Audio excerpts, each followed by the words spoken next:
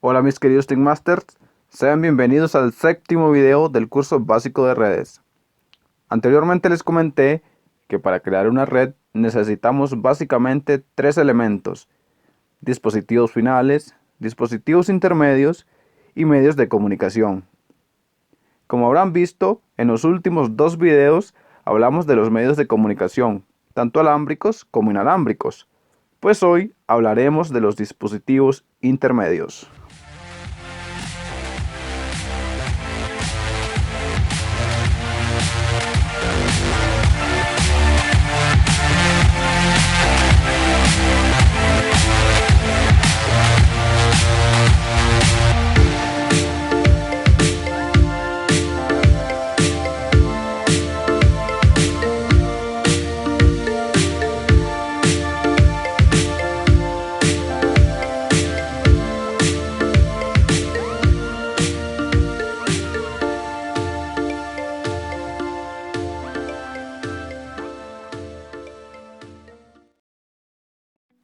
Muy bien mis queridos amigos, comenzamos con el tema de hoy.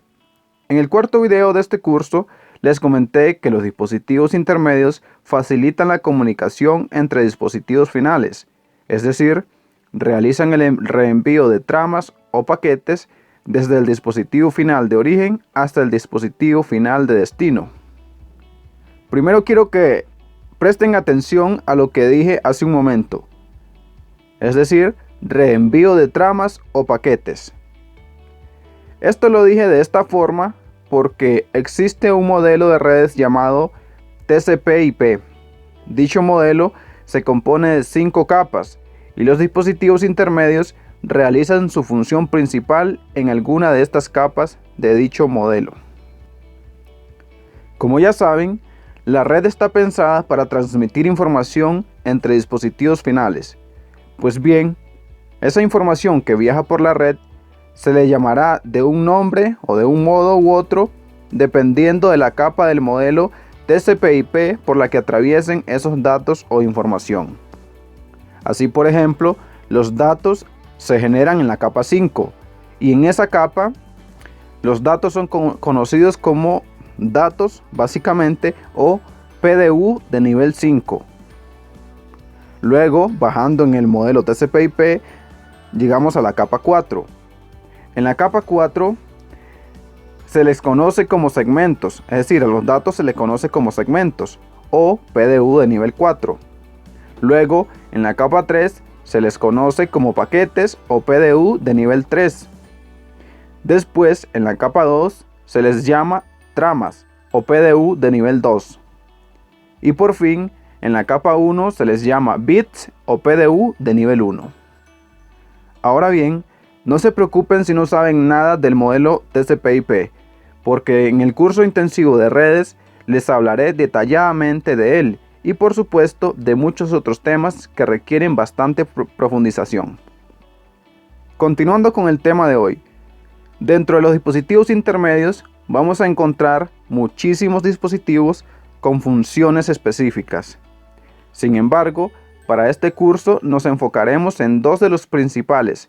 Me refiero a los routers y los switches. Hablemos entonces de los switches.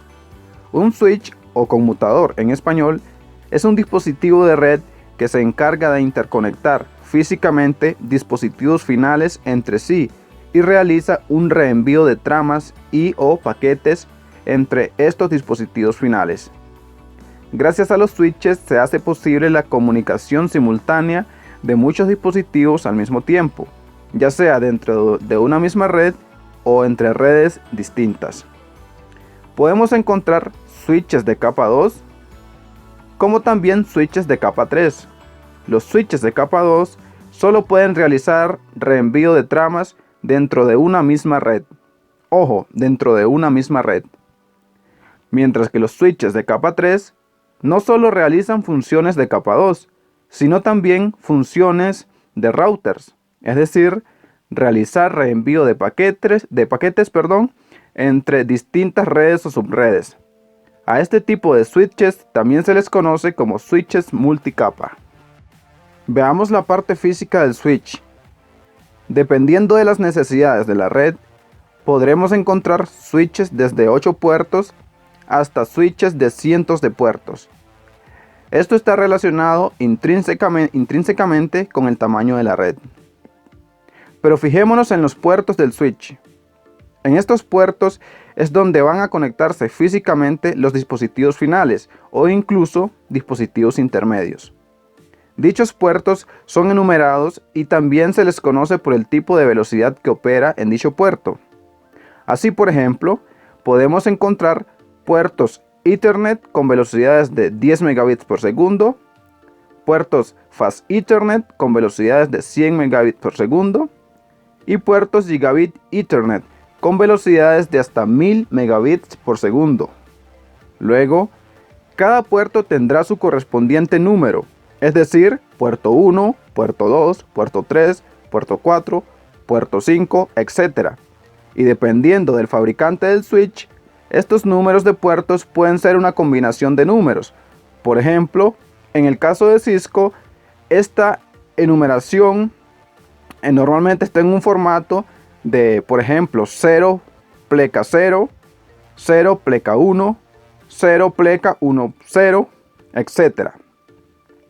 Entonces, un puerto se podría nombrar de la siguiente forma: puerto Fast Ethernet 0 pleca 0, o su forma contractada, F0 pleca 0. Pero bien, ¿cómo logra el switch realizar con éxito el reenvío de tramas entre dispositivos? Muy fácil. Dentro del switch se guarda en memoria algo llamado una tabla MAC. La tabla MAC contiene la dirección física o dirección MAC de cada uno de los dispositivos que están conectados a dicho switch. En el caso de que no tenga dicha dirección en su tabla, el switch utiliza un protocolo llamado ARP o protocolo de resolución de direcciones, que en términos simples envía mensajes al dispositivo de interés preguntando por su dirección MAC. Así, el switch logra obtener la dirección MAC de la computadora o cualquier otro dispositivo que se encuentre conectado a dicho switch. Ahora bien, en dicha tabla MAC no solo se guarda la información de la dirección física de los dispositivos conectados, sino también la interfaz o puerto de salida al que está conectado cada uno de esos dispositivos.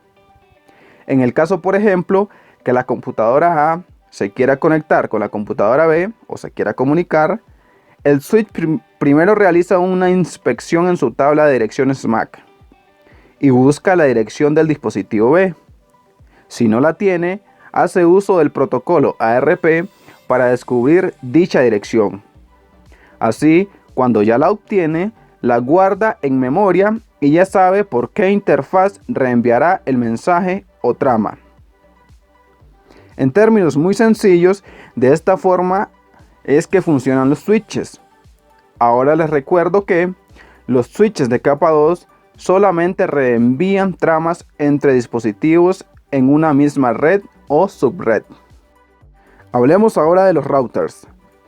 Un router es un dispositivo de red de capa 3 que hace posible la comunicación entre distintos dispositivos, entre redes o subredes totalmente distintas. Para lograr este cometido, dicho router realiza un reenvío de paquetes entre el dispositivo de origen hasta el dispositivo de destino. Fíjense, por ejemplo, que mencioné comunicación entre redes o subredes. Esto es porque cuando se requiere comunicar dispositivos dentro de una misma red, no hará falta un router para lograrlo. Únicamente cuando necesitemos comunicar dos redes distintas es que haremos uso de un router. Ahora bien, al igual que los switches, los enrutadores tienen también puertos físicos por donde se conectan otros dispositivos intermedios y en algunas ocasiones dispositivos finales. Sin embargo, la cantidad de puertos de los routers es muchísimo menor a los que encontraríamos en un switch. En cuanto a la forma en que se nombran estos puertos, pues es bastante similar a como se hace en un switch, es decir, el tipo de velocidad de operación del puerto seguido del número de puerto. Por ejemplo, Gigabit Ethernet 0 pleca 1. Veamos ahora cómo se logra la comunicación entre distintas redes gracias al router. Ok, les comento que el router realiza también el uso de las direcciones MAC para descubrir por qué puerto deberá reenviar los paquetes. Sin embargo, el router también necesita algo más, que es principalmente en lo que se basa un router para realizar su función. Esta información es la conocida como direccionamiento IP. El enrutador trabaja con direcciones IP. Cada dispositivo en la red que quiera comunicarse deberá tener sí o sí una dirección IP. Y también cada uno de los puertos físicos del router que está conectado a un dispositivo debe tener una dirección IP. El router utiliza estas direcciones IP para saber hacia dónde debe reenviar los paquetes, y para lograrlo, dicho router mantiene en su memoria una tabla llamada tabla de enrutamiento. En esta tabla se encuentra información de todas las redes a las que el router tiene acceso. Bien, ¿cómo logra el router obtener información sobre estas redes para insertarlas en su tabla de enrutamiento? Veamos. Existen tres formas de que un router pueda obtener información de una red. La primera forma, gracias a las redes conectadas directamente. Esto es, gracias a la dirección IP de cada una de las interfaces que están encendidas en el router. El router sabe qué redes tiene conectadas directamente. Sin embargo, con este método, el router solamente puede reenviar paquetes entre sus redes que tiene conectadas. Más allá de eso, le es imposible. La segunda forma, debido a rutas manuales configuradas. A esto también se le conoce como rutas estáticas. Esto es cuando el ingeniero, técnico o administrador de redes inserta o configura manualmente una ruta IP en la tabla de enrutamiento del router. A estas rutas también se les conoce, como les mencioné, rutas estáticas. En este tipo de método, el router tiene acceso tanto a las redes que tiene conectadas directamente como a las redes o rutas que se le han sido insertadas por el administrador de red. El tercer método es uno de los más utilizados debido a la automatización que le resulta al administrador de red, además de las ventajas que presenta este método, el cual es hacer uso de un protocolo de enrutamiento, el cual se encargará de comunicarse con los demás routers que tengan habilitado el mismo u otro protocolo de enrutamiento para compartir información de rutas o redes. En este método, el router tendrá acceso básicamente a todas las redes o subredes de la empresa, y si no hay restricciones de comunicación, que normalmente las hay, todos los dispositivos de la red podrán comunicarse entre sí. Existen muchos protocolos de enrutamiento. Los más utilizados son OSPF, BGP, EIGRP, RID versión 2, IS, etc. Perdonen mis queridos Stickmasters, pero es el momento de anunciarles la siguiente sílaba. La siguiente sílaba es... Por cierto, si no sabes qué ha sido esto, debes ver el video anterior. Y bien, mis queridos amigos, esto ha sido todo por el video de hoy. Naturalmente hay muchísimo que abordar en estos temas, sin embargo, considero que los rasgos más importantes se los he compartido en este video. Claro está que aquellos que opten por el curso intensivo de redes podrán conocer todos los detalles a fondo, y de esta manera podrán satisfacer todas sus dudas. No obstante, te recuerdo que si tienes dudas en cuanto a los temas que voy desarrollando en cada uno de los videos, no dudes en hacer preguntas en los comentarios y con gusto te responderé. También quiero recordarles que al final de toda esta teoría haré un repaso y también aplicaré todos los temas discutidos en los videos mediante una implementación de red LAN. Así que quédate hasta el final del curso, en donde seguramente se resolverán muchas de las dudas que te puedan surgir. Así que muchas gracias por ver el video, mantente pendiente del canal y nos vemos en la próxima oportunidad.